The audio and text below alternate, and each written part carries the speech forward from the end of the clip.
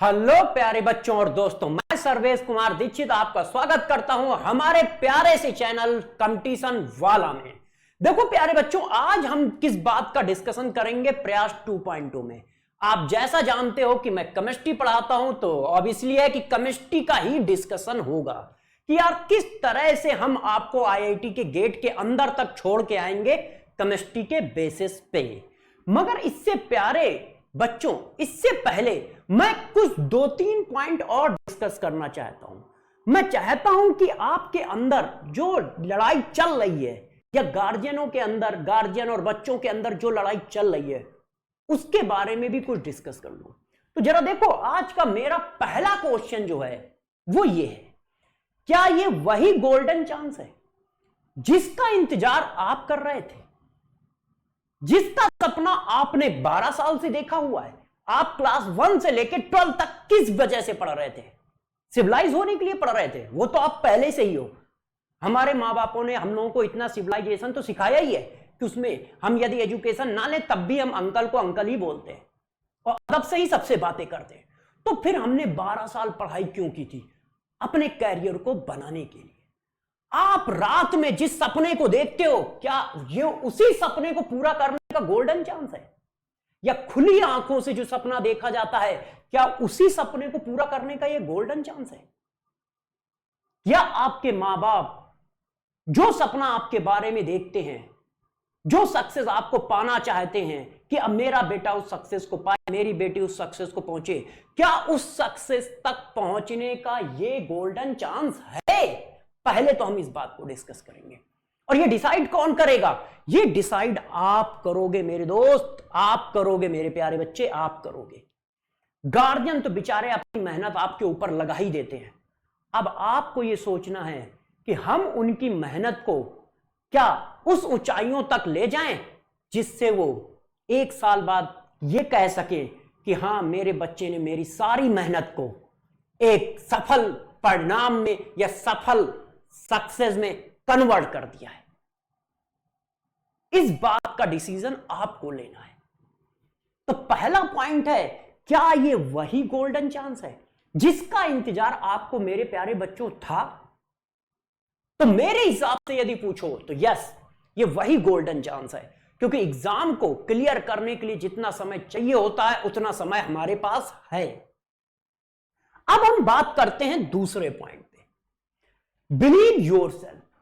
देखो मेरे प्यारे बच्चों, जब तक आपका अपने ऊपर बिलीव नहीं होगा तो आप कोई भी काम नहीं कर सकते हो। जरा देखो क्या लिखा है, हमारी लड़ाई हमसे खुद से है। आपने सुल्तान फिल्म का एक डायलॉग सुना होगा, है कि सुल्तान, तुम्हारी लड़ाई किसी दूसरे से नहीं, खुद से है। वही मैं तुम्हारे लिए कह रहा हूं। ऐसा नहीं कि पिक्चरें कुछ सिखाती नहीं है, आप ध्यान से देखो तो आपके काम की बातें वहां मिल जाती हैं।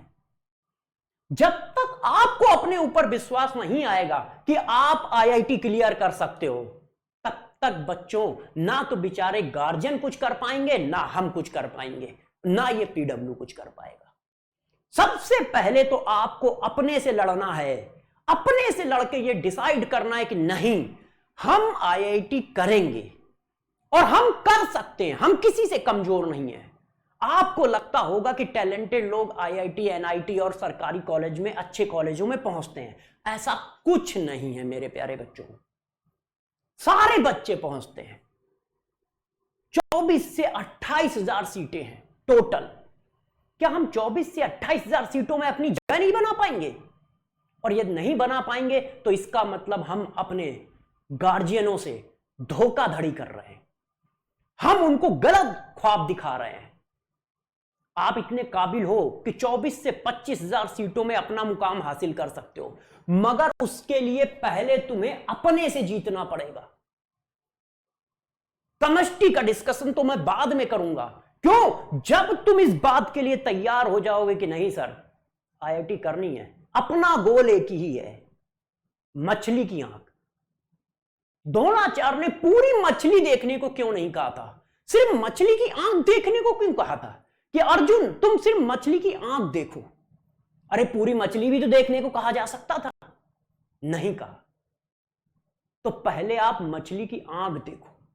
आपका कंसंट्रेशन इस बात पे होना चाहिए कि नहीं दोस्त, आईआईटी तो मैं ही निकालूंगा। तब हम बात करेंगे सब्जेक्ट की। यदि आप गोलमोल हुए, आपका कॉन्फिडेंस वीक है, तो यार मैं अकेले क्या कर पाऊंगा या पीडब्ल्यू की टीम अकेले क्या कर पाएगी, और प्यारे गार्जियन बेचारे क्या कर पाएंगे जो आपके लिए मेहनत करते हैं। और जब भी वो मेहनत करते हैं तो एक ही बात को सोच के इतनी मेहनत कर पाते हैं कि एक दिन मेरा बच्चा मेरे सपनों को पूरा करेगा। क्या आप अपने माता पिता के सपनों को पूरा करने के लिए तैयार हैं? मगर उसके लिए सबसे पहले आपको अपने से लड़ना पड़ेगा। यदि आप अपने को जीत पाते हो तो दुनिया को जीत पाओगे। तो पहले आप अपने से लड़िए और लड़के ये डिसाइड करिए कि हां हम आईआईटीएन बनेंगे, फिर हम सब्जेक्ट की बात करेंगे। तो मेरे दोस्तों, अपने ऊपर पहले बिलीव रखो, अपने से लड़के एक बार डिसाइड कर लो पूरी तरह से, हां यार आईआईटी करनी है अपने को, और निकाल के रहेंगे आईआईटी। आईआईटी नहीं तो एनआईटी निकाल के रहेंगे। जब इस बात पर तुम बिल्कुल दृढ़ निश्चय के साथ फोकस कर लोगे, तब गार्जियन और हम दोनों लोग आपके साथ पैरेलल में खड़े रहेंगे। चाहे दिन अच्छे हो चाहे दिन बुरे हो, ना कभी साथ छोड़ा है ना पीडब्ल्यू कभी साथ छोड़ेगा आपका। तो सबसे पहले आप अपने से लड़के एक दो दिन में डिसाइड कर लीजिए क्या कि आपको इंजीनियर बनना है या नहीं बनना है। नहीं बनना है तो बात ही खत्म हो जाती है। आप अपने सपने और अपने फादर मदर ब्रदर इन सब के सपने तोड़कर कोई दूसरा काम कर सकते हैं। मगर यदि आप उनके सपनों को पूरा करना चाहते हैं कि नहीं मेरा बच्चा आगे चल के इंजीनियर बनेगा, तो इससे सुनहरा मौका कुछ नहीं है। इससे सुनहरा मौका कुछ नहीं है। अब बात आती है अगली कि वो सुनहरा मौका है क्या मेरे दोस्त। वो सुनहरा मौका है पाथ। वो पाथ जो पीडब्ल्यू आपको प्रोवाइड करने जा रहा है। पीडब्ल्यू का वो पाथ जो आपकी मंजिल तक आपको पहुंचाएगा। कैसे मंजिल तक पहुंचाएगा? तो जरा मेरे बात बच्चों बताना कि आप 5 महीने में ऐसा क्या अचीव कर लेते हैं जिससे आपकी जिंदगी बदल जाती। कुछ अचीव ना करते। मगर यदि आप एक बार प्रिपरेशन करने का दृढ़ निश्चय करते हैं तो हो सकता है 5 महीने में आपकी नहीं आपके पूरे परिवार की जिंदगी बदल जाए। और जो सपना आपके मां बाप ने आपके लिए देखा है आप उसको पूरा कर सको। यह हो सकता है इन 5 से 6 महीनों में। ऐसा क्यों हो सकता है? क्योंकि अब आपके पास कोई बहाना नहीं है। पहले आप बहाना मार देते थे कि नहीं यार वो इंस्टीट्यूट की फीस 4 लाख रुपए है, हमारे माँ बाप कैसे देंगे, इसलिए हम इंजीनियर नहीं बन पा रहे हैं। या यार वहां पे 2 ही 3 टीचर अच्छे हैं और वो दूसरे बैचों में पढ़ाते हैं, हमें तो नॉर्मल टीचर पढ़ा रहे हैं, तो हम यार कैसे इंजीनियर बन पाएंगे। या फिर तुमने कह दिया अरे वो इंस्टीट्यूट हमारे यहां से 40 किलोमीटर दूर है, तो हम कैसे जाएंगे, कैसे आएंगे, कैसे पढ़ पाएंगे। इन सारे जो आपने ढाल बना रखी थी लापरवाही वाली, इन सब पर विराम लगा दिया है पीडब्ल्यू ने। आप इकोनॉमिकल फैक्टर की बात नहीं कर सकते क्योंकि बैच का प्राइस 3 से 4 हजार के आसपास होगा। आप इस बात की भी प्राइस नहीं कर सकते कि आपको इंडिया के सबसे अच्छे टीचर नहीं मिल रहे हैं, वो भी मिल रहे हैं। और इस बैच में तो 16 टीचर हैं यार। मतलब केमिस्ट्री में 6-6 टीचर हैं, फिजिक्स में 4-4 टीचर हैं, मैथ्स में 4-4 टीचर हैं। एक टीचर से नहीं समझ में आता दूसरे से पढ़िए, दूसरे को नहीं समझ में आता तीसरे से पढ़िए। और सभी टीचरों को मैं जानता हूं, चाहे वो पीडब्ल्यू के हों और चाहे वो कोटा एक्सप्रेस के हों, उन सभी टीचरों को मैं पहले से ही जानता हूं। और वो सभी टीचर इतने काबिल हैं कि तुम्हें आईआईटी की गेट की पहली रैंक तक पहुंचा सकते हैं। इतने टैलेंटेड है और लगातार वो पहुंचाते रहे हैं, बच्चों को वहां तक वो पहुंचाते रहे हैं। मगर तुम अभी भी एक ढाल बना के रखा हुआ है तुमने अपने मां बाप को गुरमा करने के लिए कि नहीं यार अभी यार वो थोड़ी सी दिक्कत है किसी बात की। नहीं मेरे प्यारे बच्चों, अब वो समय आ गया है कि तुम्हारी बारी है झंडा गाड़ने की आईआईटी के गेट के आगे कि नहीं इस बार तो सिलेक्शन अपन का ही होगा और किसी का नहीं होगा। और इस बार मैं अपने मां बाप को खुश करके रहूंगा। क्यों? मेरे पास खोने के लिए कुछ नहीं है। 5 महीने में वैसे भी मैं कुछ ना कर पाता, मगर 5 महीने में मैं आईआईटी सेलेक्ट हो सकता हूं। और किसी तरह का मेरा फाइनेंशियल लॉस भी नहीं है और किसी तरह की लापरवाही नहीं है। आपके लिए एक ऐसा डाउट इंजन तैयार किया गया है एक बड़ी टीम के थ्रू कि यार डाउट वाली भी प्रॉब्लम जो इंस्टीट्यूटों में रहती थी कि सर वहां पे 10,000 बच्चे पढ़ते हैं पूरे इंस्टीट्यूट में, तो मेरा डाउट पूछने का नंबर ही नहीं आता है। सर जिस टीचर से हम पढ़ते हैं उस टीचर से तो हम डाउट ही नहीं पूछ पाते हैं। ऐसा कुछ नहीं है, यहां डाउट इंजन है। इसमें क्या है, 40-50 टीचर आपको डाउट बता रहे होंगे और एक बार नहीं 10 बार आप डाउट पूछो, डाउट बताए जाएंगे। ऐसा भी नहीं है कि टीचर ने एक बार पूछा नहीं है तुम्हें समझ में नहीं आता यार कैसे करते हो, ऐसा कुछ नहीं है। आप डाउट पूछिए, डाउट आएगा। तो यार अब आप गार्जियन को क्या जवाब दोगे, उनको किस तरह से गुमराह करोगे? नहीं अब हम आईआईटी नहीं करना चाहते। क्यों? क्योंकि आपके पैसे खर्च हो जाएंगे। अब हम आईआईटी नहीं करना चाहते। क्यों? क्योंकि वो इंस्टीट्यूट 100 किलोमीटर दूर है। अब हम आईआईटी नहीं करना चाहते हैं। क्यों? क्योंकि वहां पे सिर्फ 2 ही टीचर अच्छे हैं। अब हम आईआईटी नहीं करना चाहते। क्यों? क्योंकि वहां डाउट नहीं बताए जाते। मेरे दोस्त अब कौन सा बहाना मारने के लिए तुम्हारे पास बचा है? अरे एक बार अपने गार्जियन की ओर तो देखो। तुम तो बहाना मार देते हो, मगर वो उन्होंने जो सालों साल मेहनत की है सिर्फ इसी आशा की वजह से की है कि एक दिन मेरा बच्चा कुछ ना कुछ जीवन में बनेगा। मैं ये नहीं कहता कि सबको आईआईटीएंस ही करना चाहिए। जिन बच्चों ने ये सोच रखा है कि उनको आईआईटी नहीं करना है उनको ये वीडियो बिल्कुल नहीं देखना चाहिए। मगर जो बच्चे कंफ्यूज्ड हैं कि यार आईआईटी करें कि ना करें, या जो करना चाहते हैं मगर डर रहे हैं, उनका डर दूर करना चाहता हूं मैं। और फिर तो अपना सब्जेक्ट डिस्कस करूंगा ही करूंगा 3-4 मिनट बाद। उसके लिए तो मैं बना ही हूं। मैं बस आपको इसलिए कहना चाहता हूं क्योंकि मैं जानता हूं एक छोटा सा गलत डिसीजन फ्यूचर को चेंज कर देता है और एक छोटा सा सही डिसीजन फ्यूचर को ऊंचाइयों तक ले जाता है। तो मुझे लगता है कि ये गोल्डन चांस है अपने कैरियर को अचीव करने का। क्यों? लॉस कुछ नहीं है, सिर्फ प्रॉफिट है। इस वजह से मुझे लगता है कि सभी बच्चों को जी जान लगा के आईआईटी की प्रिपरेशन करनी चाहिए। आपके पास इतनी सारी चीजें। अब बात आती है मेरे प्यारे बच्चों किस बात की? हार्ड वर्क की। Hard work is the key of success. बिल्कुल क्लियर बात है। अब मैं बात करता हूं कि आप आईआईटी जेईई कैसे निकालोगे, इस पर डिस्कशन करते हैं। अब मैं अपनी बातों पे आ रहा हूं। क्या आप आईआईटी जेईई कैसे निकालोगे?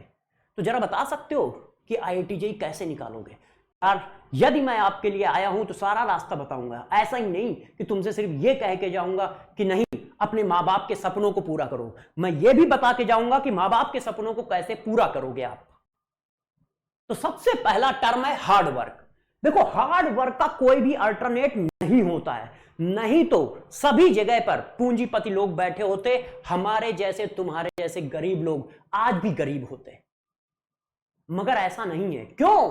क्योंकि हार्ड वर्क का कोई अल्टरनेट नहीं है मेरे दोस्त। आपको कुछ नहीं करना है। 6 घंटे तो क्लासें चलती हैं, सिर्फ 6 घंटे सेल्फ स्टडी करनी है। 6 आवर की क्लास, 6 आवर की सेल्फ स्टडी।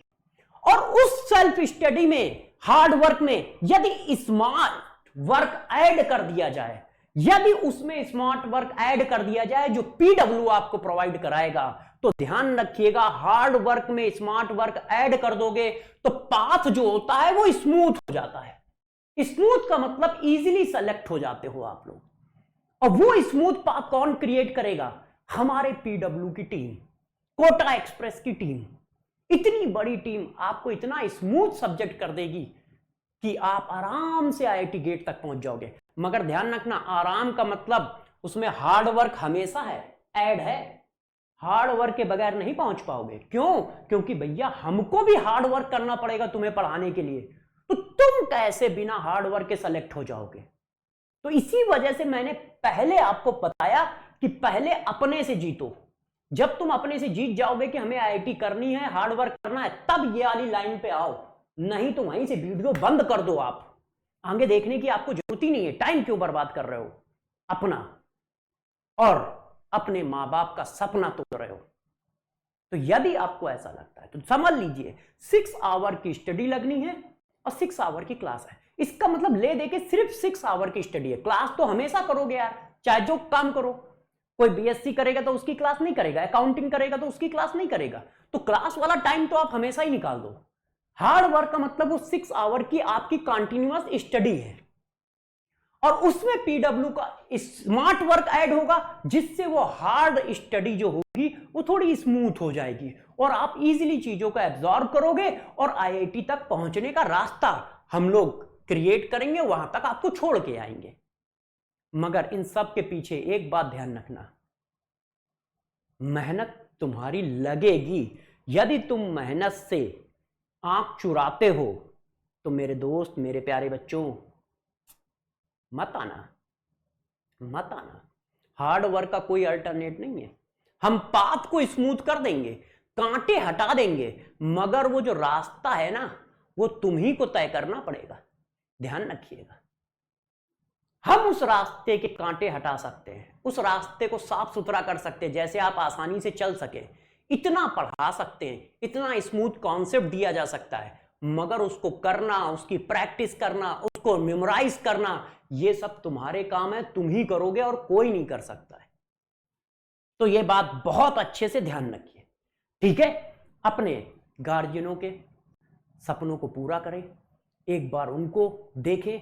मैं बस ये कहना चाहता हूं, इतना वीडियो देखने के बाद आप एक बार उनके चेहरों को देखिएगा, वो ऑब्जर्व करिएगा एक दिन सिर्फ, कि वो किस होप में आपके लिए काम कर रहे हैं और किस मेहनत से काम कर रहे हैं। क्या उसकी 5% मेहनत भी आप कर रहे हो उनके जीवन को परिवर्तन करने के लिए? यदि कर रहे हो, करना चाहते हो, तो वो गोल्डन चांस यही है। अब हम लोग बात करेंगे सब्जेक्ट की। वो मैंने बात की थी आपको जगाने की, आपको मेरी तरफ से पर्सनल एडवाइस की। जैसे जो बच्चे इस समय डायलेमा में होते हैं, क्योंकि मैं भी डायलेमा में रहता था जब मैं पढ़ता था, मुझे भी मेरे टीचरों ने ये बात सिखाई कि लड़ो जीतोगे, लड़ो जीतोगे। तब मैं लड़ना सीखा, नहीं तो मैं भी बहुत डरता था कि यार पता नहीं मेरा क्या होगा, मैं कैसे कर पाऊंगा कि नहीं कर पाऊंगा। मगर मुझे आज भी याद है कि मेरा फ्यूचर बनाने में मेरे टीचरों का कितना बड़ा हाथ है। शायद जितना हाथ मेरा नहीं है उतना हाथ उनका है, क्योंकि उन्होंने मेरे से कहा तुम जीतोगे, तुम में टैलेंट है, आगे बढ़ो। और आज तक मैं कभी किसी भी काम में फेल नहीं हुआ, चाहे जैसा काम करो। बस सक्सेस रेट ऊपर नीचे हो सकता है, मगर ये कॉन्फिडेंस मेरे टीचरों ने मुझे दिलाया। इसी वजह से मैं आपको ये गाइड करने की कोशिश कर रहा हूं, क्योंकि मुझे भी पता है मेरे जैसे लाखों बच्चे इंडिया में हैं, है ना। चलो अब बात करते हैं केमिस्ट्री सब्जेक्ट की यार दोस्त। अब यहां से तो मेरा काम स्टार्ट हो गया है कि नहीं। अब जरा देखो यार, अब मैं सब्जेक्ट के बारे में कुछ डिटेल देता हूं, जरा गौर से समझिए। देखो फिजिकल केमिस्ट्री आईआईटी जेईई में आती है 33 से 36% तक। ऑर्गेनिक केमिस्ट्री का भी वेटेज लगभग सेम ही रहता है, 36 से लेके मतलब 33 से लेके 36% तक। इनऑर्गेनिक का परसेंट भी लगभग सेम ही है, 30% से लेके 34% तक। इसका मतलब क्या हुआ जानते हो आप? इसका मतलब हुआ कि तीनों चीजें आपको अच्छे से आनी चाहिए। इसका मतलब यह हुआ मेरे दोस्त। और मैं तो बच्चों को गाइड करता हूं और बताना यह चाहता हूं कि कभी भी केमिस्ट्री को एक सब्जेक्ट ना मानो। यदि तुम केमिस्ट्री को यह मान के चलते हो कि फिजिकल केमिस्ट्री अलग चीज है, ऑर्गेनिक केमिस्ट्री अलग चीज है, इनऑर्गेनिक केमिस्ट्री अलग सब्जेक्ट है, तीनों को अलग सब्जेक्ट मान के चलो, तो तुम कंफ्यूज नहीं रहोगे, अच्छा परफॉर्म करोगे। क्यों? क्योंकि तुम्हें पता होगा कि फिजिकल केमिस्ट्री हमारा अच्छा है, एक सब्जेक्ट अच्छा है, ऑर्गेनिक केमिस्ट्री दूसरा सब्जेक्ट है, ये मेरा अच्छा है, इनऑर्गेनिक केमिस्ट्री तीसरा सब्जेक्ट है, ये मेरा अच्छा है। नहीं तो किसी बच्चे की फिजिकल अच्छी है तो उसको फील होता है कि मेरी केमिस्ट्री अच्छी है, सिलेक्शन नहीं होगा। ऑर्गेनिक अच्छी है तो उसको फील होता है कि मेरी केमिस्ट्री अच्छी है, सिलेक्शन नहीं होगा। इसलिए ध्यान रखिए, जितना फोकस आपका फिजिकल पे होना चाहिए, इनऑर्गेनिक पे होना चाहिए, उतना ही ऑर्गेनिक पे भी होना चाहिए। तीनों का वेटेज लगभग बराबर है। इसलिए ध्यान रखिए, जब भी केमिस्ट्री पढ़ें, मेरा पहला मंत्र हमेशा बच्चों को होता है कि जब भी केमिस्ट्री पढ़ें तो केमिस्ट्री कभी ना पढ़ें, फिजिकल केमिस्ट्री पढ़ें, ऑर्गेनिक केमिस्ट्री पढ़ें, इनऑर्गेनिक केमिस्ट्री पढ़ें। इससे तुम्हें पता रहेगा कि तुम कहां पे वीक हो। और आप हमेशा ध्यान रखना, आपको अपनी वीकनेस पता होनी चाहिए, स्ट्रांगनेस नहीं। क्योंकि वीकनेस को यदि इंप्रूव कर रहे हो तो अपने आप स्ट्रांग बन रहे हो, अपने आप स्ट्रांग बन रहे हो। आप हमेशा ध्यान रखो कितने ज्यादा नंबर आए हैं इस पर फोकस ना करो, ये जरा देखो कि मेरे नंबर कटे कहां हैं, गलत कहां हूं मैं, क्योंकि गलतियां कम होती चली जाएंगी तो अपने आप सक्सेस की राह पे बढ़ते चले जाओगे। इस बात से ना खुश हो कि यार केमिस्ट्री में मेरे 25 में से 16 क्वेश्चन सही हो गए, इस बात पे दुखी हो कि वो 9 क्वेश्चन कौन है जो मेरे सही नहीं हो पाए हैं, इस बात पे दुखी हो और उन क्वेश्चनों को सर्च करो। फोकस इस बात पे नहीं होना चाहिए कि वो 16 हमारे सही हो गए इसलिए हम खुश हो जाएं। तो ध्यान रखिएगा, केमिस्ट्री पढ़ते समय हमेशा ध्यान रखें कहीं पर भी कि फिजिकल केमिस्ट्री क्या है, ऑर्गेनिक केमिस्ट्री पढ़नी है, इनऑर्गेनिक केमिस्ट्री पढ़नी है, किसी में भी कंप्रोमाइज नहीं होना चाहिए और कम से कम सबका टाइम थोड़ा बहुत आगे पीछे हो मगर बराबर हो। ऐसा ना हो कि बीसी क्लास में इनऑर्गेनिक खत्म हो रही है, नहीं। यदि फिजिकल केमिस्ट्री 70 क्लास लग रही है, ऑर्गेनिक केमिस्ट्री 60 क्लास लग रही है, तो इनऑर्गेनिक केमिस्ट्री की कम से कम 55 क्लास हो, 50 क्लास हो। यदि 20-22 क्लास है इसका मतलब गड़बड़ है, आप कंप्लीट नहीं कर पाओगे। और साथ में ये भी बात ध्यान रखिएगा, सभी बच्चों को मैं ये भी एडवाइस दे रहा हूं कि इसको 3 पार्ट में पढ़ें। अब बात आती है आगे, पहले तो ये बात समझ लो अब फिजिकल केमिस्ट्री में क्या क्या चैप्टर है। तो यार देखो, फिजिकल केमिस्ट्री में हमारे पास मोल कॉन्सेप्ट होता है, हमारे पास गैसियस स्टेट होता है, एटॉमिक स्ट्रक्चर होता है, लिक्विड स्टेट होता है, केमिकल काइनेटिक्स होता है, सॉलिड होता है, thermodynamics, equilibrium, redox, electro, surface. 12 chapter है। अब इन 12 चैप्टरों में बहुत सारे चैप्टर इजी भी हैं, बहुत सारे चैप्टर टफ भी हैं। यदि आप एग्जाम को क्लियर करना चाहते हो तो यहां से नहीं होगा, यहां से होगा। दिल हमेशा गलत काम कराने की कोशिश करता है, दिमाग हमेशा सही काम कराता है। दिल हार्ड वर्क को रोकता है, दिमाग हार्ड वर्क करने को कहता है। तो ध्यान रखना, बहुत सारे चैप्टर इजी होते हैं तो बहुत सारे चैप्टर मेरे दोस्त टफ भी होते हैं। हमें इजी चैप्टर से नंबर बटोरने हैं और टफ चैप्टर रैंक बनाता है। गौर से समझो, इजी चैप्टर हमारे को नंबर देता है और टफ चैप्टर रैंक बनाता है। इजी चैप्टर मेरा सिलेक्शन करेगा और टफ चैप्टर मेरी रैंक बनाएगा, रैंक को इंप्रूव करेगा। इस बात का विशेष ध्यान रखें सभी लोग। जैसे सॉल्यूशन है, सॉलिड स्टेट है, केमिकल काइनेटिक्स है, केमिकल इक्विलिब्रियम है, ये सब हमारे सरफेस केमिस्ट्री है, ये सब इजी चैप्टर है। ये नंबर देते हैं, ले लो नंबर, ले लो नंबर। और आपके नॉलेज की परीक्षा और रैंक डिसाइड करने वाला है थर्मोडायनेमिक्स, आयनिक इक्विलिब्रियम, इलेक्ट्रोकेमिस्ट्री।